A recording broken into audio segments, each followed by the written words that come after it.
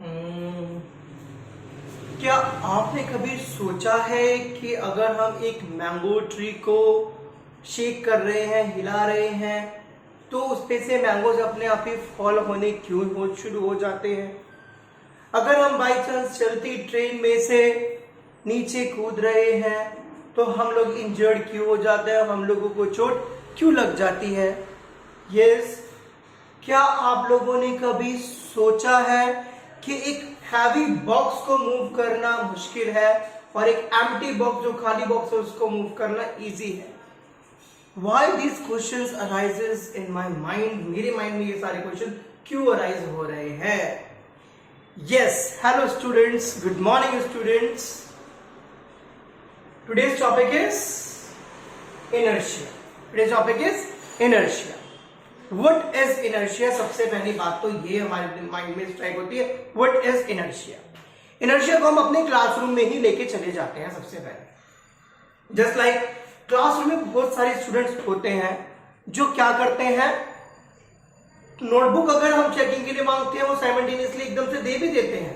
कुछ ऐसे होते हैं जो 1 या 2 टाइम्स कहते रहते हैं फिर भी नोटबुक उनकी नहीं आती है चेकिंग के लिए।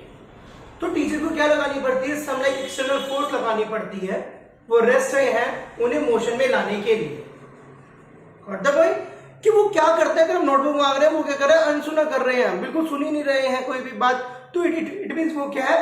इनर्शिया है। वो क्या इनर्शिया है? अगर कोई बॉडी रेस्ट में है वो रेस्ट में ही रहेगी, मोशन में है वो मोशन में ही रहेगी, अनटिल एंड अनलेस उसके ऊपर क्या ना लग जाए, कोई एक्सटर्नल फोर्स ना लग जाए।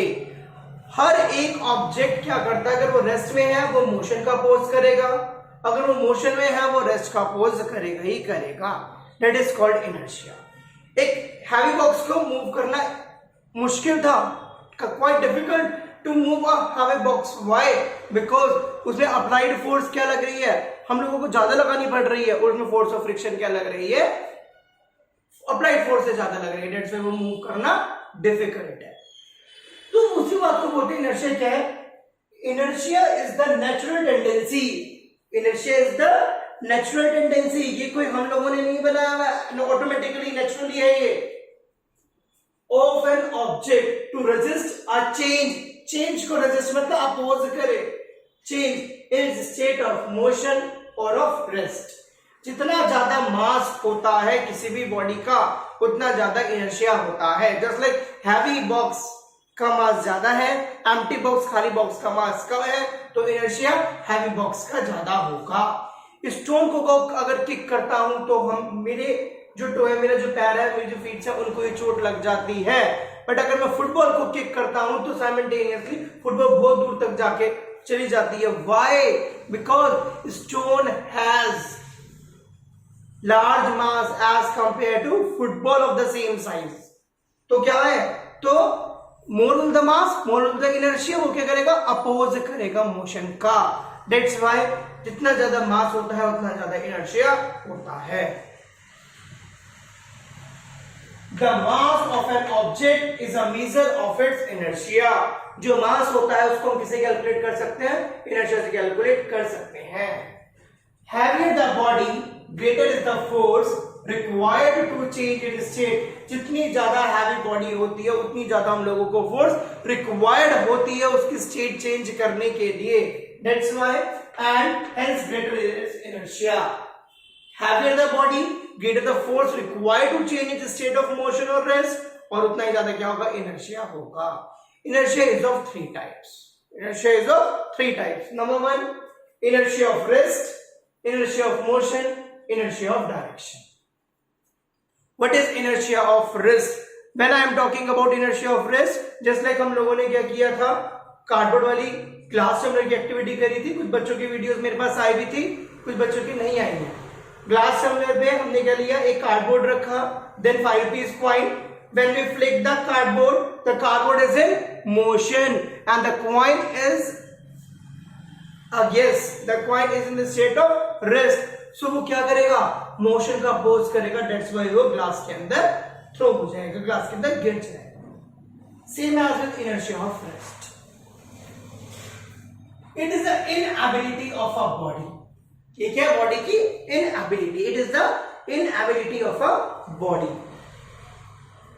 To change by itself, change कर रही है, its state of rest, state of rest को क्या कर रही है, चेंज कर रही है। This means a body at rest remains at rest and cannot start moving on its own, जब तक उसके ऊपर क्या ना लग जाए, एक्सटर्नल फोर्स ना लग जाए।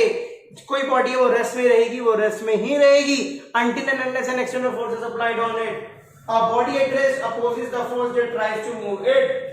Got the point? Inertia of rest means जो अगर हम उसके फोर्स भी लगा रहे हैं उसको क्या करेगी, अपोज करेगी। जस्ट लाइक कार्डबोर्ड वाले केस में हुआ था, मैंगोज वाले केस में हुआ था, मैंगो ट्री को हमने शेक करा, देन होल ट्री, पूरा का पूरा ट्री किसमें आ गया, मोशन में आ गया, एंड उसके जो मैंगोज हैं वो रेस्ट में ही थे। डेट फ्री मोशन का क्या करेंगे, वो अपोज करेंगे। जैसे कॉइन ग्लास के अंदर आ गए तैसे जो मैंगोज है वो ग्राउंड पर आ जाएंगे। For example, when we shake a branch of mango tree, the mangoes fall down. This is because the branch comes in motion and mangoes tend to remain at rest, hence they get detached. The whole branch, पूरी branch किसमें आ गई, motion में आ गई, but the mango trees remain in the condition of rest, so they oppose motion, that's why they detach from the tree. Next is inertia of motion. Inertia of motion again, अगर हम train से नीचे आ जाते हैं, train is in motion, but हम simultaneously जैसे हम train से कूदे तो क्या हो जाता है, हमारे जो फीट से हमारे जो लेग्स हैं वो रेस्ट में आ जाते हैं, but the upper part of the body remain in motion. वो क्या करेंगे, मोशन का अपोज करेंगे। दैट्स व्हाई हम लोगों को सीरियस इंजरी भी हो जाती है। दैट्स व्हाई हमें जल्दी ट्रेन में से नहीं कूदना चाहिए। अगर हम कूदते भी हैं तो कुछ लोगों को देखा होगा अपने प्लेटफॉर्म पे ट्रेन में से कूदे और साइमल्टेनियसली कुछ वो भागते हैं ट्रेन के साथ साथ कुछ टाइम तक, 1 या 2 सेकंड तक ट्रेन के साथ साथ भागते हैं, जो प्लेटफॉर्म से पहले ही कूद जाते हैं। ट्रेन के साथ साथ उनको भी मूव करना पड़ता है उसी स्पीड से जिस स्पीड से ट्रेन मूव कर रही होती है। Got the point? Next, inertia of motion. It is the inability of a body to change by itself its state of uniform motion. That is, a body in uniform motion, जब भी body uniform motion में होगी, can neither accelerate, ना तो speed increase करेगी, nor retard, ना कम करेगी, on its own and come to rest. A body in uniform motion opposes a force that tries to stop it. Inertia का मतलब ये है अपोज करना। अगर कोई बॉडी मोशन में है तो वो क्या करेगी, रेस्ट का अपोज करेगी। For example, a person jumping out of a speeding train may fall forward. अगर कोई पर्सन चलती हुई ट्रेन में से कूद रहा है वो आगे गिर जाएगा। This is because his feet come to rest on touching the ground and the remaining body continues to move due to inertia of motion. Next one, inertia of direction. आप लोगों को भी पता है, the rain drops falling downwards, vertically downwards. तो हम लोगों को अपना अम्ब्रेला भी उसी डायरेक्शन में पकड़ना पड़ेगा। अगर हम नहीं पकड़ेंगे डेफिनेटली हम गीले हो जाएंगे, वेट हो जाएंगे, the whole body becomes wet. It mean वो क्या, डायरेक्शन ऑफ मोशन। हम क्या करें, मोशन की डायरेक्शन भी चेंज नहीं कर सकते। रेन ड्रॉप जिस डायरेक्शन में आ रही है नेचुरली वो वहीं आएंगी, आपको अम्ब्रेला उसके अकॉर्डिंग अपने सेट करना पड़ेगा। Inertia of direction, it is the inability of a body to change by itself. It is the inability of a body to change by itself its direction of motion.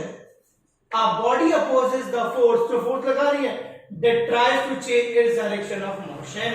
कई बार अगर हम force लगा के umbrella पकड़ भी लेते हैं और बारिश बहुत तेज है, फिर भी क्या होता है, वो मोशन का अपोज ही करती हैं। बारिश की जो बूंदे हवाएं हैं वो हमारा अम्ब्रेला भी कई बार तोड़ भी देती हैं। For example, an umbrella protects us from rain. It is based on the property of inertia of direction.